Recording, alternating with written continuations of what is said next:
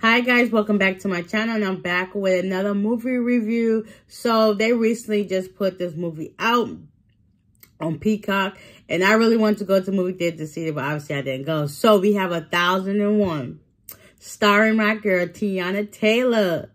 Let me just say, this movie was so good, and Teyana really played her role as a mother. She did her thing, especially as a black mother living in New York City, my hometown, of course. Hey, oh my God, and in Harlem, she did her thing in this movie. Like, I got to give her flowers, because that was some good acting right there. She did amazing, amazing. And you already know she got that, like, street cred anyway, because I think she's from New York, too. So she already got that already instilled in her. So this is, like, second nature, natural to her. Like, and on top of that, she's a mother in real life. But it's like she did her thing in this movie. So let's get into this movie. Okay, if y'all have not watched it, y'all can check it out on Peacock. They have it up there. Check it out. You will not be disappointed. I was not disappointed. I literally watched it, and I was just like, it was so sad at the end. But it's just like, she did her thing. So let's get into the movie. So, Teyana Taylor, she plays this girl named Inez. Well, woman. She was sent away to Rikers, which is in New York. If y'all don't know, y'all need to Google it, okay? You take the buses. I think it's like 3 buses to get there. Well, from where I'm at, it's like 3 buses, okay? No, well, depending. But still, let's get to the movie. So, she was away in jail at Rikers, and she eventually got out. So, when she got out, she goes back to her old neighborhood in Brooklyn. And she wanted to get her job back, but, you know, since she was away and the owner of the shop found out where she was at, he was like, nah, you good. I don't want you here anymore. She said, I'll give back my time back. So he gave her some money, and that was it. So she wanted to go back to doing hair. So occasionally where she stays at, there's another, I think, a group home or foster care home across the street, and she always notices this little boy, and he would be out there with his friends or whatever, and he just wanted to, like, keep an eye on him or whatever. And she would go talk to the other kids, and they'd be like, well, how he doing, stuff like that. Some of the kids would, like, don't really want to pay him no mind, but she would give them change to buy ices and stuff from the store, because that's how it was back in the day. If you see a little kid struggling, whatever, you got change, you give them the change, they go and get him an icy, a bag of chips or juice, stuff like that. That's just what we did back in the day. So that was very nostalgic to see. So anyways, you know, she would check on the boy. His name was Terry, and see how he's doing from time to time. Then it would be like a couple of days later, whatever, she would start, like, go back doing her hair and making some money so that she can, you know, get money, because she's been locked away for so long. So one day, she goes to the store, and she notices she don't see Terry, but she see the other boys there. And she asked one of the boys, I think his name was Sean, she was like, where's Terry at? Or where's T? And he was like, I don't know. And then he's like, what you gonna do for me if I tell you?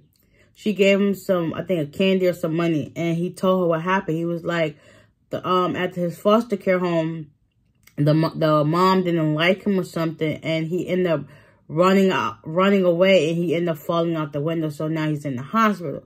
So now she knows where he's at. She goes down to Bellevue Hospital, which is down in Brooklyn, and she goes to see him. He got like this big gash right here on his forehead, covered up or whatever. So yeah, he's now in their care, and she goes to visit him, and he was like, so why you always leaving me? She was like, listen, I did not leave you. Like, it's stuff I gotta do or whatever. So she'll visit him from time to time, and he had her, like, at one point she had got him this stuffed animal, and he didn't like it, because, you know, he felt like some type of way, as if she was always not in his picture, like not at the forefront of his mind, because he felt like she was always leaving him. So eventually one day she had asked him what did he like, and he said Power Rangers. So one day she went to go visit him, and there was social services and the doctors talking or whatever. And mind you, he's a little kid, so at that time I think he was like 5 or 6 years old. So he didn't understand, but she was outside listening, so she heard what they was talking about. So after they left, she goes in to surprise him with the Power Rangers, and she was telling him, like, listen, I think they're gonna move you, and I want you to get my number and call me. Well, get my beeper number and keep it with me, keep it with you, because I don't know how long you're gonna be gone for. And he was like, but why are you always leaving me? And then she was like, I'm not leaving you. I just want you, just looking out for you. And I want you to make sure that you're safe and not in harm's way. So eventually, not in her right mind, she decided to close the door. And she was crying or whatever because she felt bad for him. And then she was like, so would you be better off if you stay with me for a few days? You know what she did? She kidnapped that boy from the hospital. And then they went to go get some pizza and stuff like that. And she started looking in the newspaper for I think, jobs or whatever. And then she started calling around to her old friends or whatever. She got one friend, Kim. She the ride or die. She eventually answered the phone, and, you know, Kim came to go pick her up and took her back to the house. Come to find out, Kim stayed at home with her mom. And the mom was just like, what is she doing here? And Kim was like, she's just here for a few days, or she just here for her son, so that, you know, she could get back on her feet, whatever. The mom, the next day, wasn't having it. She decided to go out to go look for a job. Come to find out, they're on the news about a kidnapping from the hospital. And after Inez saw that, she called Kim and told her, keep Terry in the house. And the mom was wondering what's going on. She was like, yeah, sure, that's fine. Next thing you know, she comes in. Because Kim told her mom that she was out looking for work. So when she came in, Inez was like, I found work. She bought her son a pair of shoes. And they tried them on, then had her go upstairs. Then it was like the next day or so, they got into it. And Inez told Kim's mother off, like, you are like, I'm too good to be around your daughter. And basically, Kim's mother called Inez a bad mother. So now, you know, they eventually leave.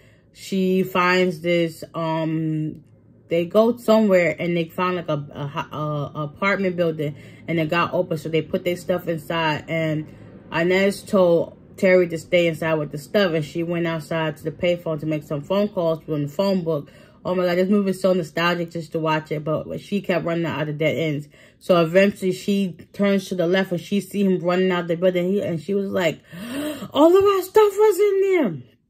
So eventually she got her stuff and got out. Then just as she was walking back, she had to catch a break, because if you remember, he's just a child. So that was that. Then she ended up stopping, and she sees this paper that says room for rent. So she ended up calling the number, and she ended up meeting with this lady. She has a grandson, and her daughter is like on drugs or whatever. So, you know, she got a spare room. So eventually, Inez sold her this story. Her name is Miss Annie. Sold her the story, and the little boy that helped was P. They started living there, and Terry and P became like best of friends. And eventually, you know, Inez was doing her hair, making business and stuff like that. So one of the, I guess, people in her, where she stayed out, paid her to do her hair and stuff like that. Eventually, she got on her feet. She got her own place. P and Terry stayed in touch, and cool. Miss Annie and her got back in touch. Kim came around more. Everybody was, well, Kim was happy that she got her own place. So now at this time, they moved to Harlem. So they went from Brooklyn to Harlem. So now Kim is asking Inez if Terry is going to be in school. She's like, just a little bit longer. Next thing you know, somebody that you know came with some like falsifying papers of a birth certificate, social security card, anything like that, so she can enroll him in school. Eventually, he goes to this private school. He does excellent, and so on. So as he gets older, it's now middle school. She's doing very well. Oh, also, Lucky comes back into the picture. Basically, it was her old boyfriend, but in Terry's mind, he believed that's his dad. So Inez and Lucky, they start hitting it off more. He's coming around more, spending time with them. And basically, Inez instilled into Lucky that that's his son. And she wants them to be a family. But eventually, they kept butting heads. Eventually, he came around and, you know, treated Terry like his son. Inez and Lucky get married. And, you know, Terry's still feeling a certain type of way. And, you know, things come to a head a little bit, but not so much. So now he fast forward. He's now in what? I think middle school, getting ready to go to high school.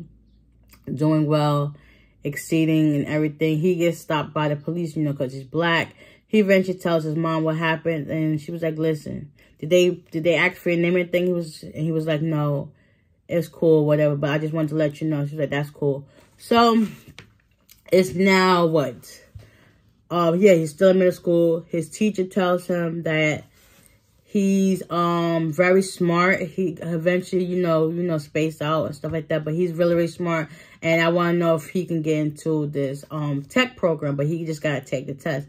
Also, meanwhile, he's still trying to holler at this girl at the restaurant around his way. And she's not trying to give him no play because of P. P is on some girls, drugs type of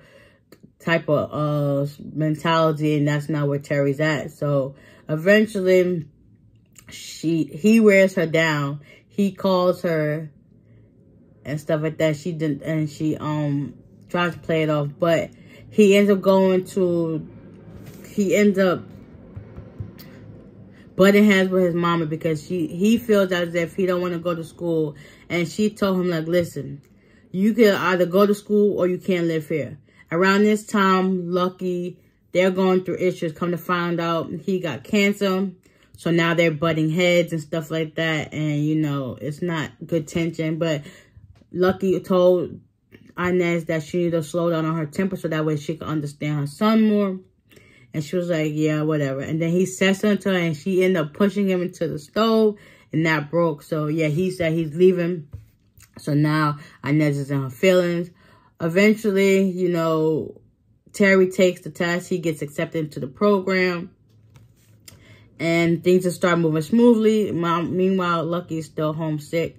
So now, fast forward, he's in high school. And he's still at the same program. Everything was going good. He finally got the girl to talk to him. But then come to find out, she let him know that she was moving to Florida because of the uncle, where she lived, that they was trying to kick her out. Then come to find out, Inez, they get a new landlord. And he bought the building across the street. And come to find out, stuff in Inez's apartment started falling apart. And then the landlord comes in to tell him, like, listen, we got to fix this stuff up. But they do come with the other super and stuff start falling all apart. He was like, listen, you could find somewhere else to stay for the meantime till we fix this, or you can just leave. Mind you, Terry is laying on the couch and all this stuff is happening. And, you know, once the landlord left, Terry was like, why you didn't fight him on that? And she just walked away and went to her room. So eventually, the house just started falling apart. Leaks were everywhere, and it was just so unbearable. Lucky, he's sick in the hospital. At one point, Terry, while he's at school, the teacher asks how his home life, and she asks for his birth certificate and social security card and stuff, that because she wanted to help him get a job because he's about to be 18 now.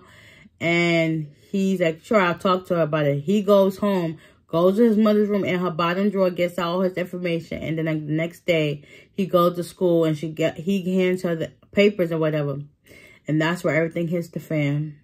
So come to find out, Terry is not related to Inez in no shape, form, or fashion. She basically found this kid on the street and took him in. Yeah, so now that the teacher knows that, because he told everything with his mouth. I mean, he wasn't going to lie to her.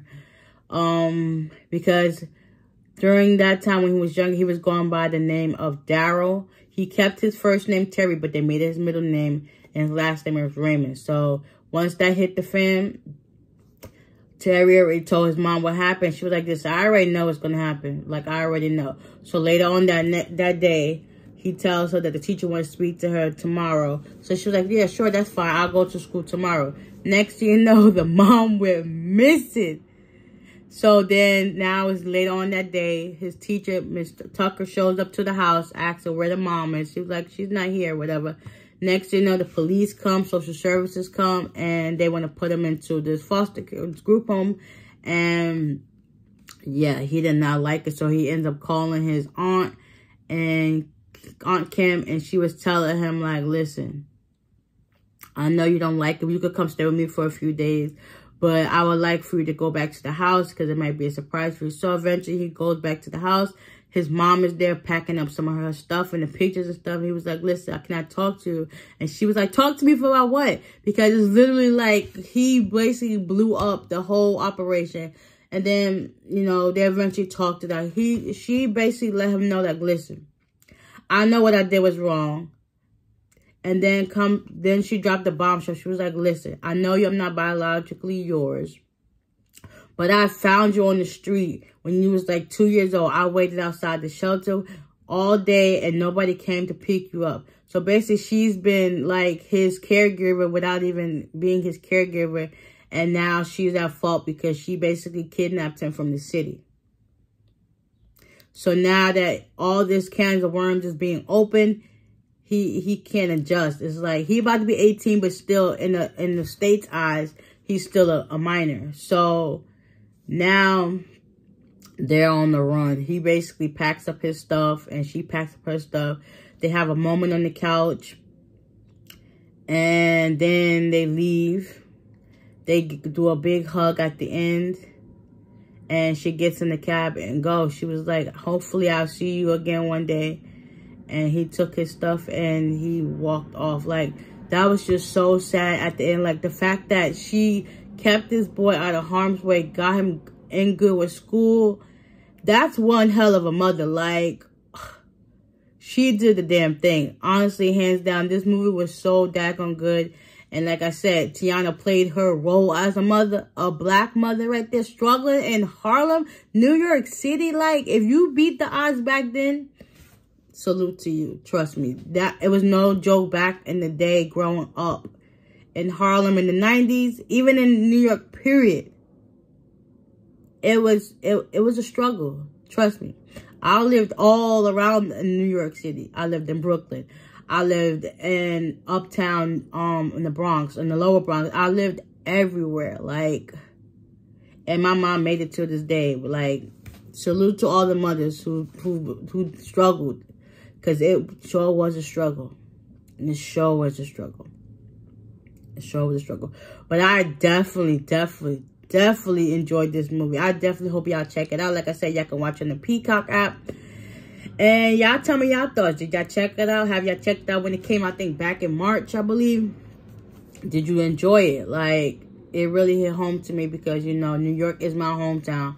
And it basically, everything that was going on in the movie, I basically resonated with. It may not happen to me personally, but I've known somebody that it happened to. So I can definitely relate to this movie. And I hope you guys enjoyed this movie review. So with that being said, I'll see you at the next one. Bye.